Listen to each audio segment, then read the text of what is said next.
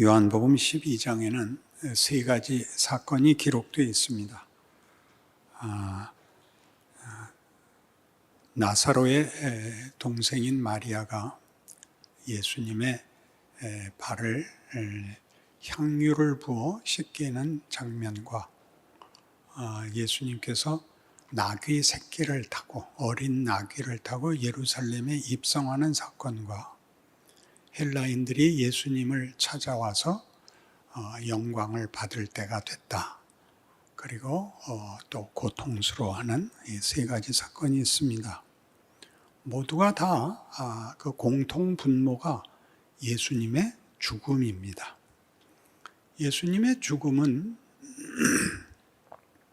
오늘 마리아의 사건에서도 보는 바와 같이 그것은 우리의 이해와 훨씬 더 크고 깊고 놀랍습니다. 나사로를 죽음에서 살리신 예수께서 이 집에 찾아오셨기 때문에 물론 마리아는 기쁜 마음과 감사한 마음과 또 경외하는 마음으로 예수님을 맞이합니다. 당시 유대인의 사회법은 이 집에 오거나 다른 집에 가거나 할 때면 손을 씻고 발을 씻도록 정결법이 돼 있어서 당연히 다른 사람 집에 방문을 하면 그 주인이 발 씻을 물을 주는 것이 당연한 규칙이었습니다. 그런데 마리아는 물로 씻지 않고 비싼 순전한 나드향 한 근을 쏟아 부어서 예수의 발을 씻기시고 그 머리털로 닦습니다. 쳐다보고 있던 제자들, 특별히 대표적으로 가룟 유다가 이렇게 비싼 것을 왜 낭비하는가? 그걸 팔면 300데나리온도 더 받을 텐데 그걸 가난한 자들에게 나누어 주는 것이 훨씬 낫지 않느냐라는 항의가 여기 기록되어 있고, 저자인 사도 요한은 그 회계를 맡은 유다가 돈을 빼먹으려고 그 말을 했다 이렇게 적어놓고 있습니다. 우리는 이 가룟 유다의 나중에 배신하는 일도 알고 있고 여기 기록된 대로 아마 회개에 많은 부정을 일으켰음직합니다마는 성경이 대조하려고 하는 것은 그런 윤리적, 도덕적 차원의 대조가 아닙니다. 예수가 누구인지를 모르면 인생은 거짓말하고 속이는 것 외에 아무것도 할 게 없습니다. 진실되게 산다는 것은 긍정적으로 불가능하고 소극적으로 거짓말 안 하고 남을 해치지 않고 그렇게 살면 다 밟혀 죽습니다. 그러니까 살아남으려면 선택의 여지 없이 악랄하고 무섭게 굴어야 합니다. 가룟 유다를 욕해서 예수를 믿는다는 말을 쉽게 떼우셔서는 안 된다는 그 분명한 내용을 이 사건에서도 분명하게 여러분 마음에 각인하시기 바랍니다. 마리아는 아까 얘기한 대로 순전한 감격과 기쁨으로 예수의 발을 씻겼고 예수님이 그럴 가치가 있다고 상상하고 믿었습니다. 그러나 예수의 증언대로 그는 예수님이 우리를 위하여 죽어야 한다는 사실까지는 사실 몰랐습니다. 예수님이 구세주라고는 알고 있었지만 죽음으로 말하자면 마리아의 감사와 경배를 완벽하게 결실해야 된다는 사실까지 알고 있지는 않았습니다. 다른 복음서에 의하면 이 일은 마가복음 14장에서는 베다니 문둥병자 시몬의 집에 간 사건으로 또 한 번 나오고 거기서도 어떤 여인이 들어와서 예수에게 향유를 붓고 동일한 그 기념비적인 일을 하는데, 그때도 제자들이 이 비싼 돈을 왜 낭비하는가라고 얘기했을 때 예수님이 가만두어라. 저가 내 장례를 준비하는 것이라서 이 일은 복음이 전파되는 어느 곳에서나 이 여인과 그가 한 일이 기억될 것이다 라고 얘기를 합니다. 그러니까 여기 마리아에게서나 지금 베다니 시몬의 집에서 일어났던 여인의 이런 향유를 붓고 예수님께 바친 감사와 어떤 숭배들은 그들이 지금 갖고 있는 감격과 기쁨보다 훨씬 큰 내용과 큰 사건으로 하나님이 일하신다는 것을 예비적으로 보여주는 사건이었다. 그렇게 얘기할 수 있습니다. 당시 예수님 당시 유대인들에게 데나리온이라는 돈은 하루 노동자의 임금이었습니다. 그러니까 300데나리온이면 1년치 품삯이 되니까 아무리 적게 잡아도 1,000만 원이 넘는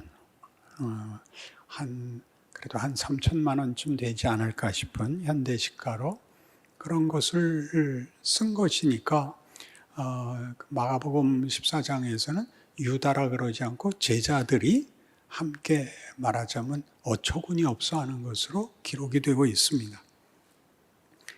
이런 일들은 우리에게 마리아가 한 일이 당시에 깊은 이해가 아니라 자신의 처지에서 예수님께 감사한 일이 나중에 보니까 훨씬 큰 일, 훨씬 위대한 사건에 자기가 한 몫을 한 것으로 이렇게 역사에 남게 되었습니다. 유다는 못난 짓을 했지만 그 못난 것이 그 하나의 잘못, 그 한 개인의 책임으로 그치는 것이 아니라 예수가 없으면 이렇게밖에는 선택의 여지가 없다 하는 모든 일의 대표자가 되어 욕을 먹습니다. 그러니까 이 대조를 분명히 해둬야 하는 것은 우리 오늘 본문 요한복음 12장 말미에 예를 들면 20절 아닙니다. 44절에 예수께서 외쳐 이르시되 나를 믿는 자는 나를 믿는 것이 아니요 나를 보내신 이를 믿는 것이며 나를 보는 자는 나를 보내신 이를 보는 것이니라. 나는 빛으로 세상에 왔나니 무릇 나를 믿는 자로 어둠에 거하지 않게 하려 함이로라. 사람이 내 말을 듣고 지키지 아니할지라도 내가 그를 심판하지 아니하노라.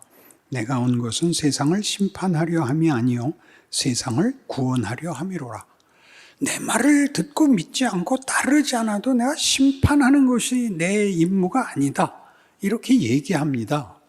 그러니까 지금 우리가 오늘 본문을 통해서 확인하고자 하는 것은 누구는 안 믿었다, 누구는 잘못했다 하는 것이 예수 믿는 표가 되지 좀 말아달라 이거죠.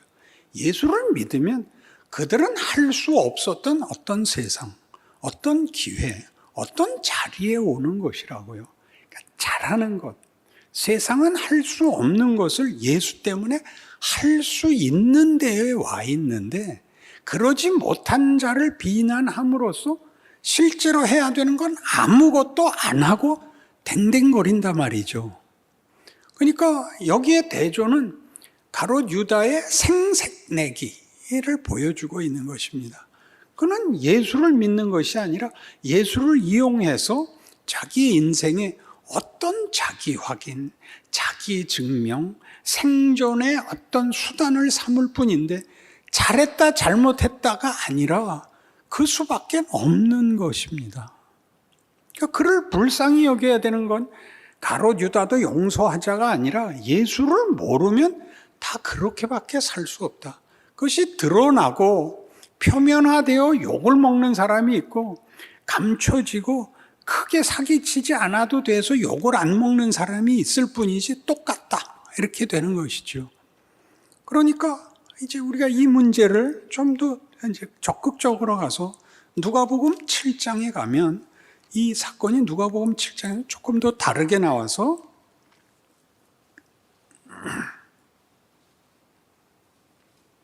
누가복음 7장 36절 한 바리새인이 예수께 자기와 함께 잡수시기를 청하니 이에 바리새인의 집에 들어가 앉으셨을 때에 그 동네에 죄를 지은 한 여자가 있어 예수께서 바리새인의 집에 앉아 계심을 알고 향유 담은 옥합을 가지고 와서 예수의 뒤로 그 발 곁에 서서 울며 눈물로 그 발을 적시고 자기 머리털로 닦고 그 발에 입 맞추고 향유를 부으니 예수를 청한 바리새인이 그것을 보고 마음에 이르되 이 사람이 만일 선지자라면 자기를 만지는 이 여자가 누구며 어떠한 자 곧 죄인인 줄 알았으리라 하거늘. 그래서 예수께서 대답하시되 나한테 5억 빚진 자고 5천 원 빚진 자 있었는데 둘 다 탕감해 주면 누가 더 감사하겠느냐. 그러니까 많이 빚진 자가 감사하죠. 그렇다. 44절 그 여자를 돌아보시며 시몬에게 이르시되 이 여자를 보느냐?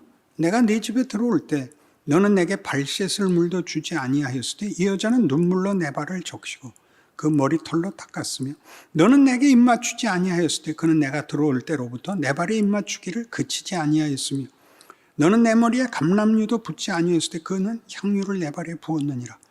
그러므로 내가 네게 말하노니 그의 많은 죄가 사하여졌도다. 이는 그의 사랑함이 많음이라. 사함을 받은 일이 적은 자는 적게 사랑하느니라. 이에 여자에게 이르시되 내 죄 사함을 받았느니라 하시니 함께 앉아있는 자들이 속으로 말하되 이가 누구이기에 죄도 사하는가 하더라. 예수께서 여자에게 이르시되 네 믿음이 너를 구원하였으니 평안히 가라 하시니라. 놀라운 장면이죠. 이 죄인된 여자는 예수님께 용서를 구하러 오지도 못한 겁니다. 그저 소문을 듣고 자기가 본 대로 이분은 우리를 구원하러 오셨고 우리를 대접하시고 우리 편이 되신다는 것만 합니다. 그래서 그는 다른 데 가서 울 데가 없어서 여기 와서 울지요. 자기의 모든 것을 내놓고 울지요. 희망이 없고 핑계를 댈 수도 없는 자기의 처지와 자기의 못난 것을 여기 와서 울어 주 앞에 무슨 자비를 구하고 용서를 구하고 보다 더 못한 그저 다만 울 수 있는 것을 기회를 가졌죠. 그러자 이 바리새인이 금방 마음으로 욕을 했죠. 죄인이 왔는데 알아보지도 못한다고 이렇게 됐죠. 그러자 예수님이 입구중을 하시고 뭐라고 이 바리새인을 꾸짖는가 보십시오. 이 여인은 내가 들어올 때부터 내 발에 향유를 붓고 그 머리털로 씻고 그 눈물로 내 발을 씻었는데 너는 발 씻을 물도 주지 않고 너는 내 손에 입 맞추지도 않았다. 이 여인은 내 발에 입을 맞췄다. 그러므로 내가 이 여자에게 말하노니 네 죄 사함을 받았느니라 이렇게 됩니다. 그 여인이 회개를 하고 죄 사함을 요구하고 와서 울며 간구한 것이 아니라 그의 불쌍한 처지에 대하여 예수님은 그의 요청에 반응하는 것이 아니라 그 형편에 대하여 반응하고 있습니다. 우리는 예수께서 이 여인에게 네 죄 사함을 받았느니라 하는 말에 대하여 그 어떤 조건, 죄를 많이 졌으나 예수께 와서 믿음을 가지고 용서와 구원을 요구했다라는 조건이 있기를 바랍니다. 본문은 그렇게 얘기하지 않습니다. 예수님은 이렇게 그를 용서하고 그에게 죄사함을 선언하십니다. 이 사람들은 다 놀라죠. 그가 누구이기에 죄를 사하는가? 예수님이 이렇게 말하는 셈입니다. 대부라는 영화 기억나시죠? 전에도 한번 인용을 했다시피 대부 시작은 돈 꼴레오네의 이 마피아 보스 마론 브란도의 집에 딸 결혼식으로 시작을 합니다. 모든 마피아들이 그 두목들이 찾아와서 축하를 하고 듬뿍듬뿍 축하금을 내놓습니다. 결혼식이 마치고 딸과 함께 신부와 함께 춤을 추는 것이 그때 관습이었습니다. 이탈리아 사람들의 아버지로서 친정 아버지로서 기쁜 춤을 추고 이제 비즈니스를 하러 방에 들어갑니다. 어두컴컴한 방에 서로 표정과 얼굴을 식별하기 어려운 어둠 속에서 거래가 이루어지죠. 이런저런 거래를 다 부탁받고 해결책을 제시하고 나중에 한 사람이, 낯선 사람이 들어오죠. 동네 장의사입니다. 이 장의사가 들어와서 돈 꼴레오네에게 내 딸이 백인 청년들 여럿에게 수치를 당하고 폭행을 당했는데 돈은 얼마든지 낼 테니 복수를 해 주십시오. 그러자 이 마론 브란도가 이렇게 대꾸를 합니다. 그 장면 기억나십니까? 마론 브란도의 그 어떤 제스처의 특징은 말을 할 때 이렇게 턱을 치켜드는 버릇이 있고 눈을 내리깔고 아랫입술로 윗입술을 덮는 묘한 그 발음을 가집니다. 턱을 쓰다듬으면서 딴 데를 무시하고 눈 시선을 다른 데로 돌리면서 너는 이 방에 들어올 때 나에게 인사도 하지 않았고 내 딸의 결혼식에 대하여 축하하지도 않았고 내 손자의 나이도 묻지 않고 나에게 가까운 어떤 표시도 하지 않았다. 너는 내 손에 입맞춤도 하지 않았다. 그리고 다짜고짜 돈은 얼마든지 줄 테니까 복수를 해달라는 요구를 했다. 너는 나에게 어떠한 존경도 친밀감도 보이지 않았다. 네가 만일 내 가족이었다면 너에게 일어난 일은 네가 나에게 요청할 필요도 없었다. 그것은 내 문제이기 때문이다. 똑같지 않습니까?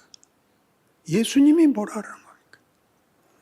돈은 얼마든지 낼 테니까 내 기도를 들어달라고? 너는 나를 마론 브란도로 하느냐? 이렇게 된 거 아닙니까? 예수님이 이 여인에게 네 죄 사함을 받았느니라 라고 말하는 것은 하나님께서 우리를 자기 자식으로 보고 있다는 선언입니다.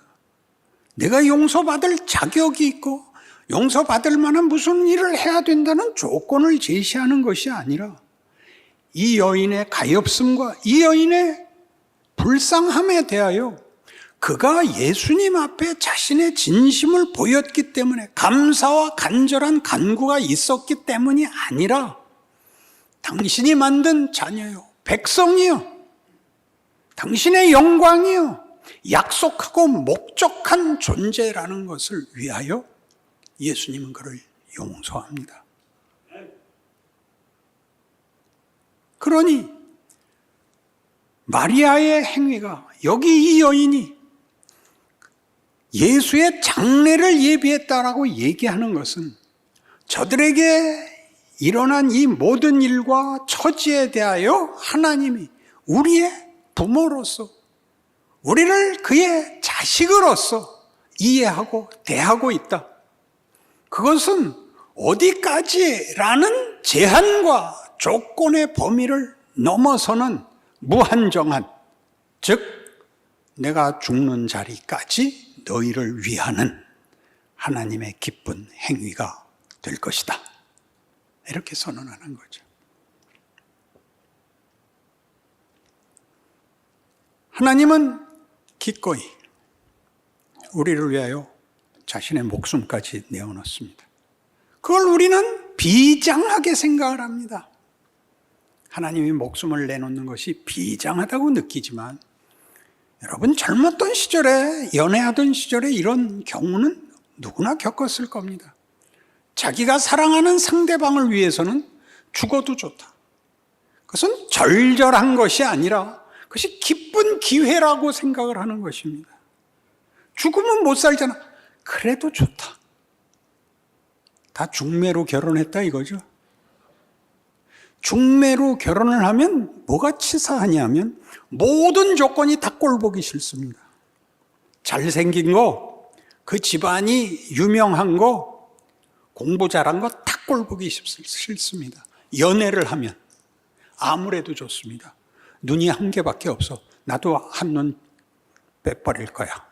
그렇게 되는 게 사랑입니다. 하나님이 그렇게 우리에게 찾아오시고 우리를 대접하십니다. 그것이 성경이 하고 싶은 얘기입니다.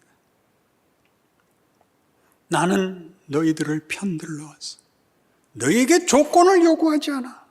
너희에게 다른 자격이 필요 없어. 나는 무조건 너희 편이야. 너희를 위해서라면 뭐든지 할 수 있어. 내 죄 사함을 받았느니라. 나는 죽을 것이다. 나는 너희를 사랑한단다. 그렇게 말하는 것이죠.